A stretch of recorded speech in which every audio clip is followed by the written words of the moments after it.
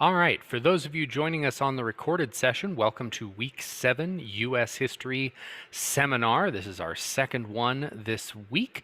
So we're going to go ahead and get started here. And doing that, and we press that there, and there we go. Maybe. Just thinking about it. There we go. There we are. All right, so announcements.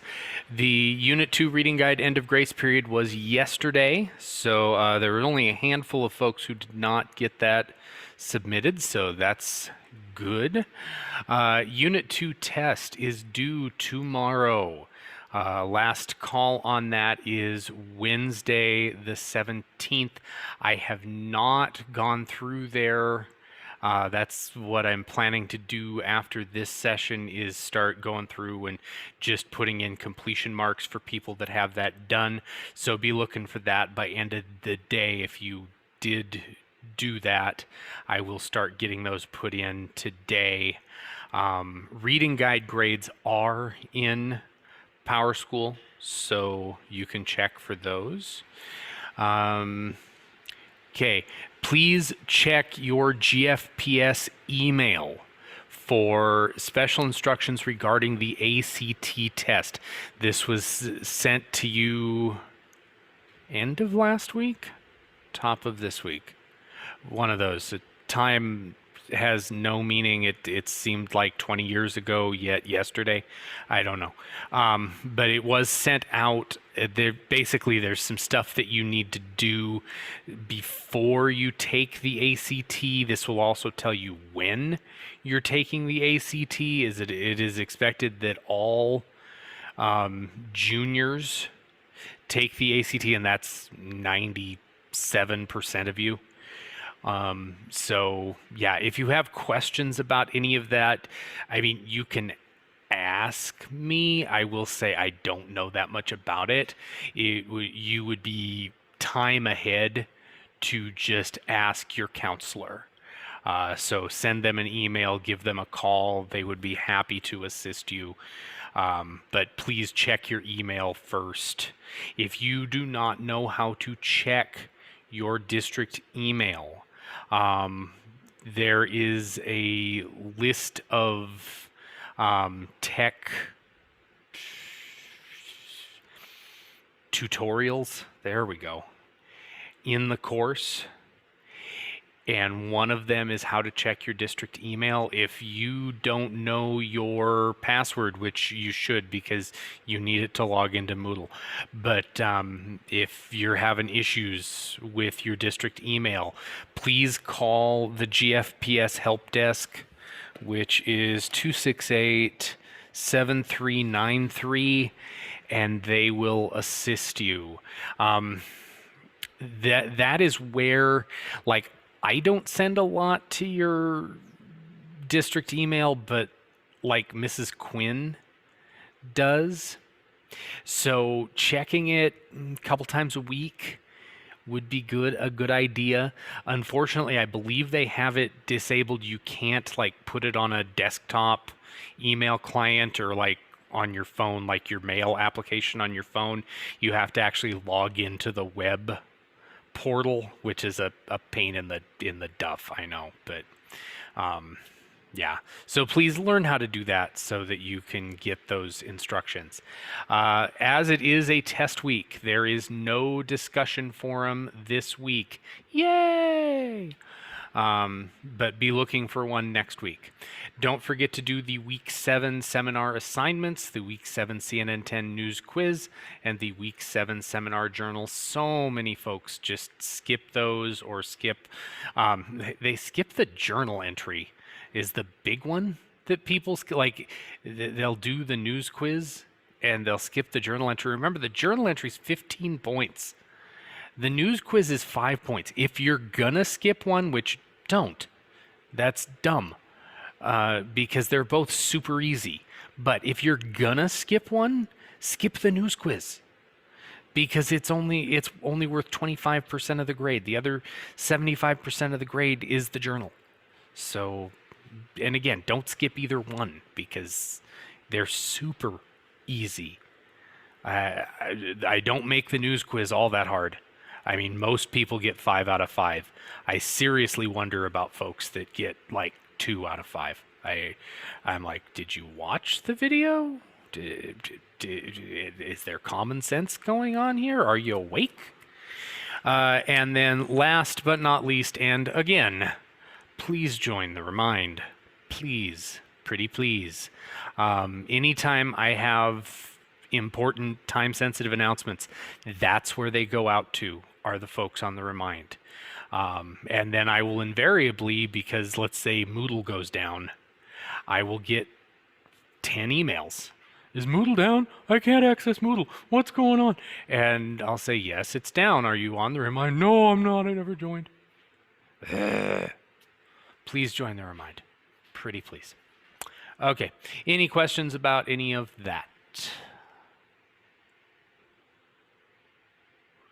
I don't see anything in the chat, so we are going to continue on. So we're talking D-Day today. Now, please be aware, I don't really cover like in-depth military things. It's just not my bag. It's not an interest point for me, like this general flanked this general, blah, blah, blah, blah, blah. It's just not my thing. If it's your thing, I respect that. And if you need some assistance finding resources so that you can learn more about that, like if that's really your bag, please let me know. I'm happy to assist you. There are 95,000 documentaries and books and movies and all sorts of things about D-Day. I mean, it's a huge topic, and there is as much information as you want to consume about it. We're going to mainly talk kind of big conceptual parts of it. We're not going to talk about, this army stormed this beach and this army stormed this beach and they met this resistance. We'll talk about the beaches and whatnot, but it's just not going to be that detailed.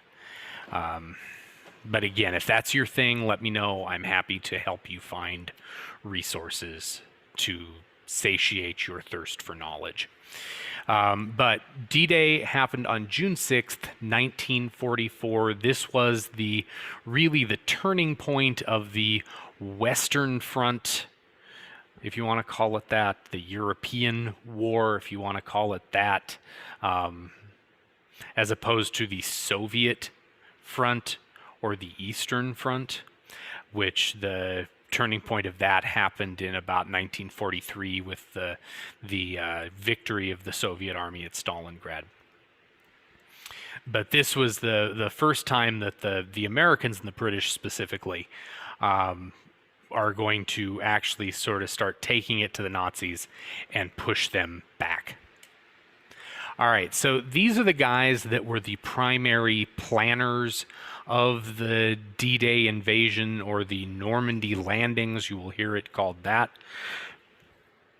Pardon me. On the bottom row there, the front row there, most of these guys, by the way, British. Most of them were British. The first guy there on the left, Arthur Tedder, who was the chief air marshal.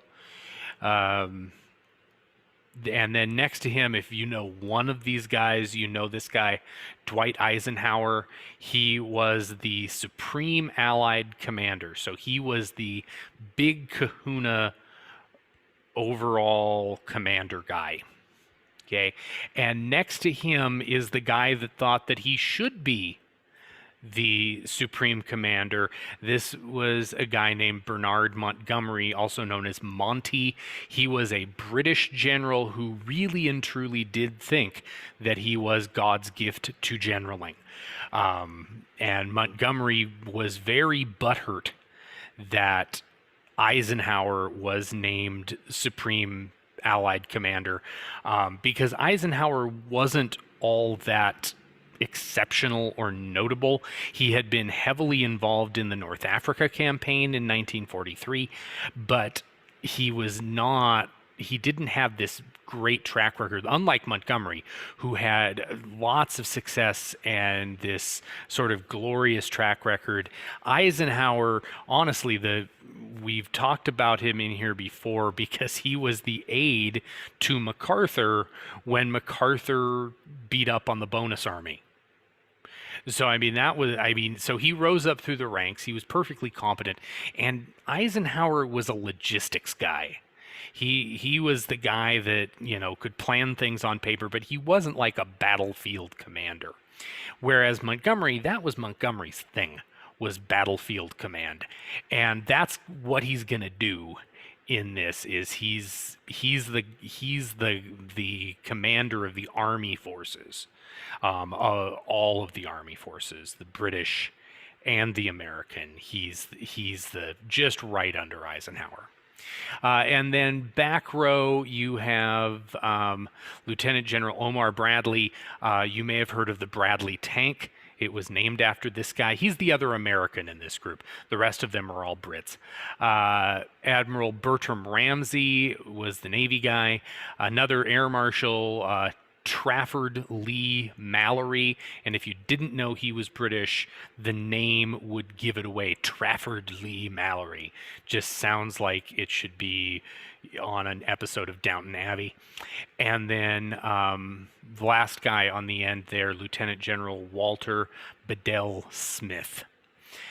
So these are the planning guys. Also involved in the planning of this was the French general, sort of leader of the French government in exile, a guy by the name of Charles de Gaulle. And de Gaulle was another guy that thought he was God's gift to generaling and really everything. And Eisenhower, one of his real gifts was getting, really, a lot of these guys were prima donnas. And Eisenhower got them all marching in one direction, which is remarkable. Another guy that was instrumental in all of this was an American lieutenant general named George Patton. And Eisenhower was able to even get Patton marching in the same direction, because Patton had some issues. We'll just say that. But anyway, speaking of Patton, the patches on the screen here were designed. Patton was in charge of a fake army. Patton was, according to what historian you believe, either the only American or Allied general that Hitler respected or the one that Hitler feared. And so what they did was they put Patton in charge of a fake army that was designed to fake out the Nazis and think that the attack was going to come somewhere else. But we'll get to that. So you might know, you've probably heard Operation Overlord as the sort of code name for the D-Day landing. This was actually the code name for kind of the ultimate goal, which was establishing a foothold on the European continent. At this point, before this happened, the Nazis controlled everything. It was this big Atlantic wall, and only Britain was really standing against them until the Americans got involved. So they had control over the entire Atlantic coast. And so Operation Overlord was everything that was happening to get the British and the Americans and these other countries' troops into France and start pushing the Nazis back. The actual amphibious assault on the Normandy beaches that was portrayed in movies like Saving Private Ryan was known as Operation Neptune. So that's a little bit of a misnomer in sort of understanding of this, is a lot of people identify Overlord as, well, that was the invasion. Well, yes and no. That was like the overall invasion that included the air assaults and all this stuff. The actual landing of the troops, that was Operation Neptune. Operation Point Blank was the Air Force assault on German targets and the Luftwaffe. The goal was to keep the Luftwaffe mostly on the ground so that they wouldn't be able to strike at, say, the landing craft and, kill people before they even got ashore. And then there was Operation Bodyguard. These were the decoy operations that were meant to confuse and get the Nazis to basically deploy their resources elsewhere. The two primary ones of these were codenamed Operation Fortitude. There was Fortitude North, which was the attempt to make the Nazis think that the Allies were going to attack Norway. And then there was the one that Patton was involved in, which was Fortitude South. And this was, they set Patton up right across the English Channel, right across from the French port city of Calais. This is the shortest point between Britain and France. And they basically set Patton up with a bunch of balloons. So like all of the tanks and whatnot that were lined up, they were all balloons. And the idea was, as the Luftwaffe would fly over on reconnaissance missions, they would see all this stuff being amassed right across from Calais. And they'd see Patton marching around looking like a big shot. And the idea was to get the Nazis to go, okay, they're coming at Calais. And to put all of their defenses at Calais, right around Calais, when in actuality, they were coming to Normandy, which is about 100 miles down the road. The idea was get them entrenched at Calais and then attack Normandy, where the defenses were not as strong.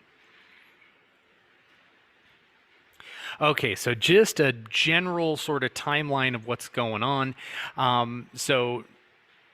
1941, Germany is going to attack the Soviet Union. This was a big change. In 1939, Germany attacked Poland and the Soviet Union attacked Poland, and the two had signed a non-aggression pact, the Molotov-von Ribbentrop Pact, that said that not only were they not going to attack each other, but that they were going to divide up Poland. So this was a change. Basically, 2 years later, Germany says, okay, we're strong enough now. We're going to attack and try and conquer Russia, which is something that had been tried by Napoleon and by the Mongols and lots of people throughout history.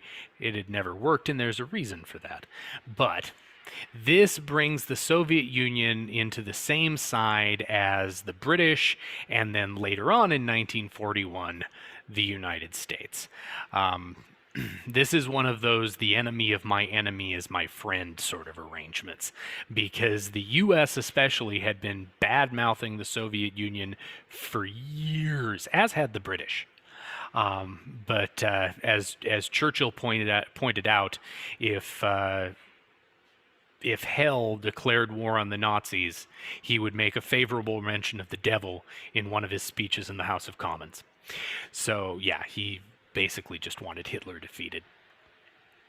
So starting in 1941, June of 1941, the Germans are going to attack the Soviet Union. And at that point, Stalin is going to start begging first Churchill and then Churchill and Roosevelt, hey, buddies, why don't you attack France so that German forces are drawn off of Soviet Union? Don't know if I was doing Stalin or Yakov Smirnov there. So by 1942, Churchill and Roosevelt say, and they actually agree in writing, they say, yeah, we're going to open up a second front. Yeah, not really going to happen. Well, they kind of do. So in 1943, they are going to attack the Nazis in North Africa. The Italians had been in North Africa, and the Italians, for lack of a better term, crapped the bed. And so the Nazis are going to send troops down under, among other people, Erwin Rommel. And they are going to kind of take over in North Africa. So in 1943, the Americans and the British are going to start attacking in North Africa.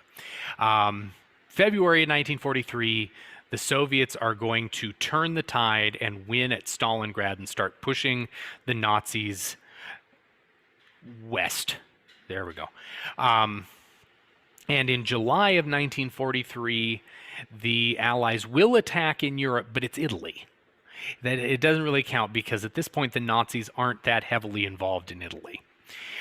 So they are going to attack Sicily, followed by Italy, July 1943. And then in November of 43, in a meeting at Tehran, which is the picture here, Tehran was/is the capital of Iran. The big three are going to meet: Stalin, Roosevelt, Churchill.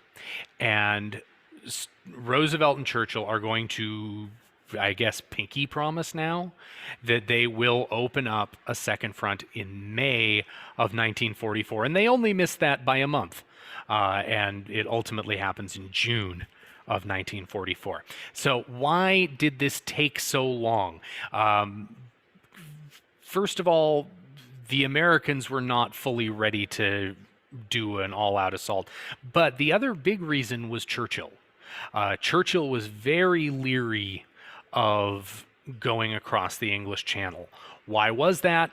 Well, two big historical reasons. The first one goes all the way back to World War I, and that was that Churchill was the mastermind of the attack on Gallipoli. Gallipoli was one of, if not the worst British military disaster in history. They lost 250,000 men at Gallipoli. This was an effort to attack Turkey, or the Ottoman Empire, during World War I via the Dardanelles Straits at Gallipoli. And this was an absolute disaster. Churchill was blamed for it. He loses his cabinet position. He was First Lord of the Admiralty. He is going to lose that. He actually becomes a soldier for a period of the war after this. And it takes him really until World War II to reestablish any kind of prestige that he had before this. So when Stalin's like, you need to cross the channel and attack the Nazis, and Churchill's going, the last time we tried an amphibious landing and an attack, I lost 250,000 guys and it was my fault. I don't want to do that again. By the way, this also was much better thought of in Australia and New Zealand. This is actually a thing that is celebrated there, not in terms of Britain having lost 250,000 guys, because the Australians and New Zealanders were part of that number. But this is something that kind of is one of the things that helps establish Australia and New Zealand as sort of their own countries. They're still technically part of the British Commonwealth, but they sort of become their own quasi-independent thing after this. So, yeah. And then the second one was the fall of France. The Nazis had so thoroughly conquered France in 1940 that Churchill was a little leery of standing against them again. Originally, the British and the French were allies. They were not going to sign a separate peace with the Germans. They were going to fight until the Germans were defeated, or until they both decided, yeah, we're going to quit. The Nazis defeated the French, as well as Belgium, the Netherlands, Luxembourg, 46 days. And a bunch of British troops were left as basically the only ones still fighting. And they were basically left in a couple of port cities, Calais and Dunkirk. And it was at Calais that the British garrison basically sacrificed themselves so that the larger force at Dunkirk could be evacuated. Basically, one of them had to basically fall on their swords, and the troops at Calais did that. This led to the British government basically dragooning anybody that owned a boat. And we're not talking military vessels, we're talking like leisure craft and fishing boats and anything you could think of, practically canoes, to have them cross the English Channel.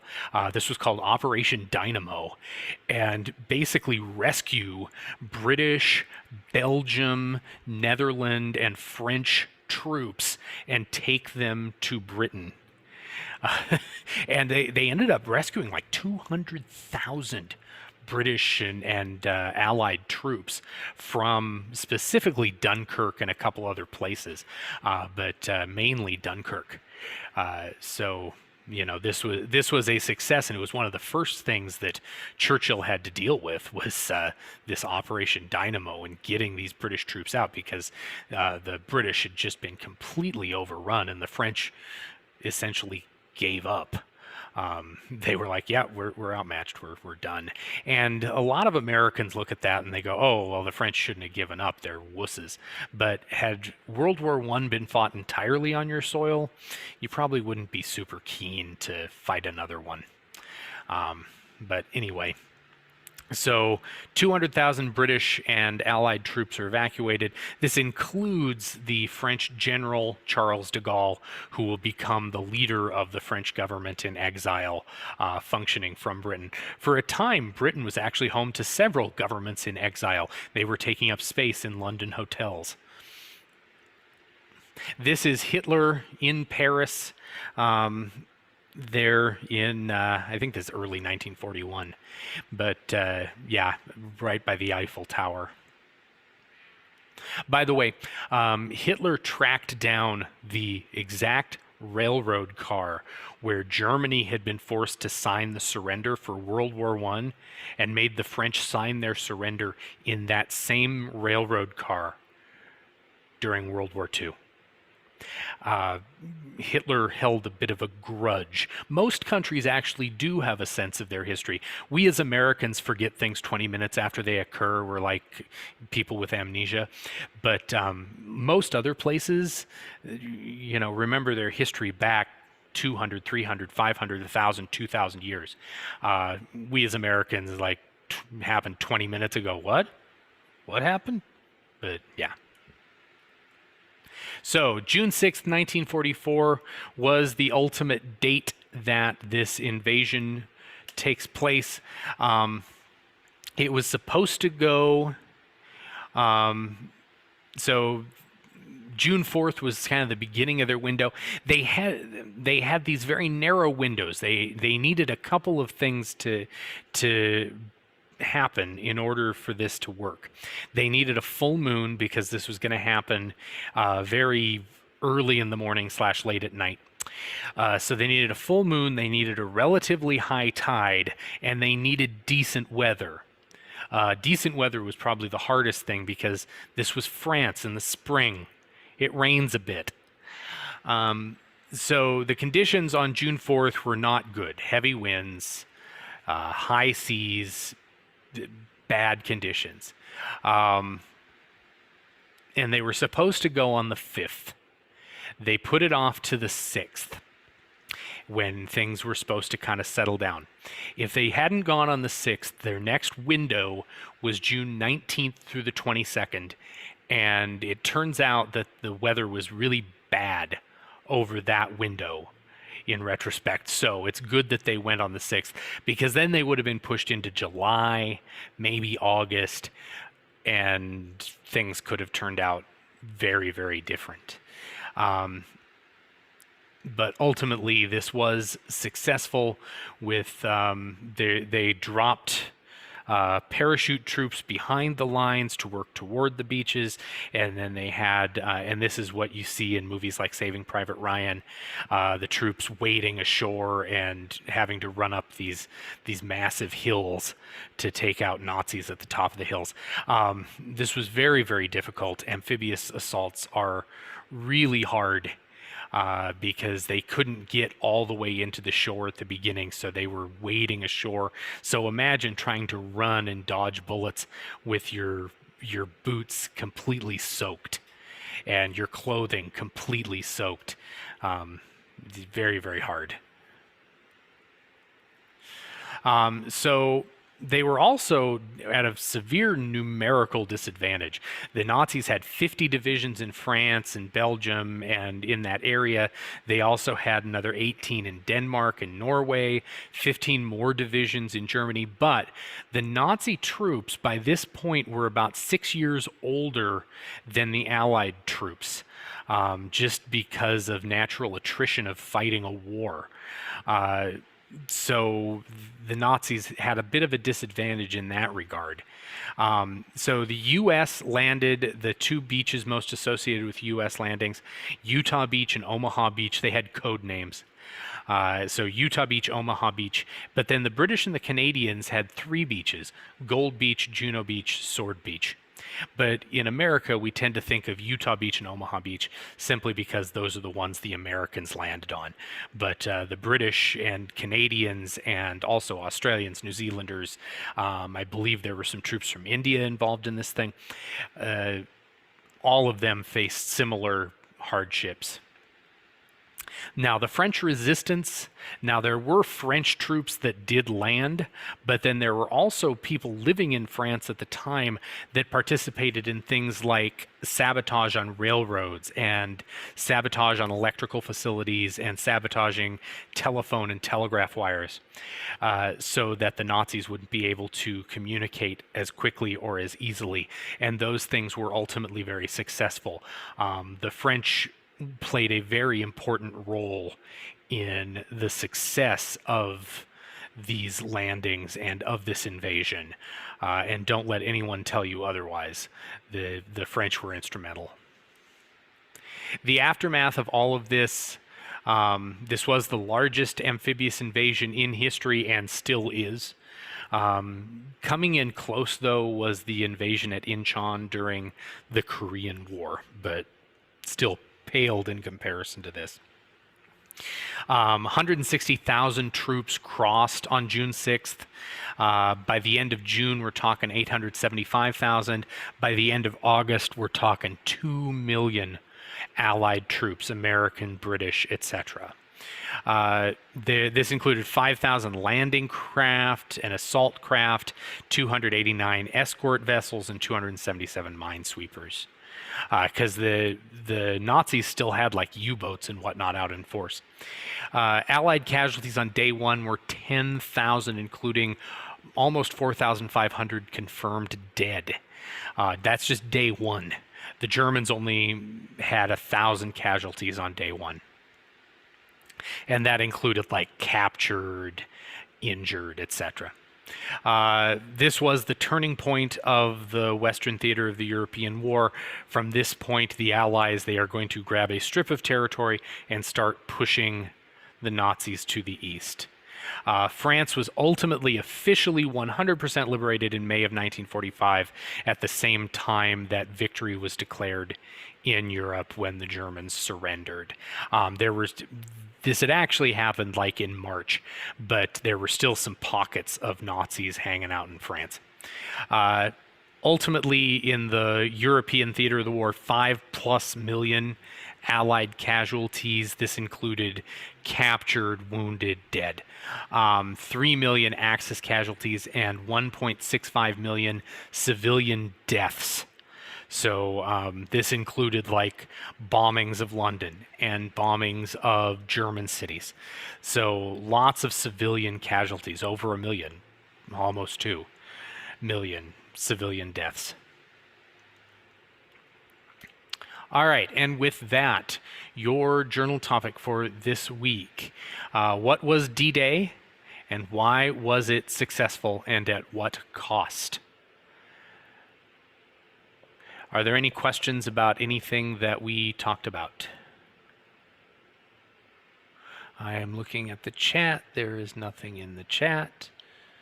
I am not seeing anyone unmuting themselves, so I am going to assume there are no questions. So I am going to wish you good day. If you have things you need to talk to me about, hang out and we will discuss them. Have a lovely day, folks. Have a good day. You too. Oh, and they're all gone.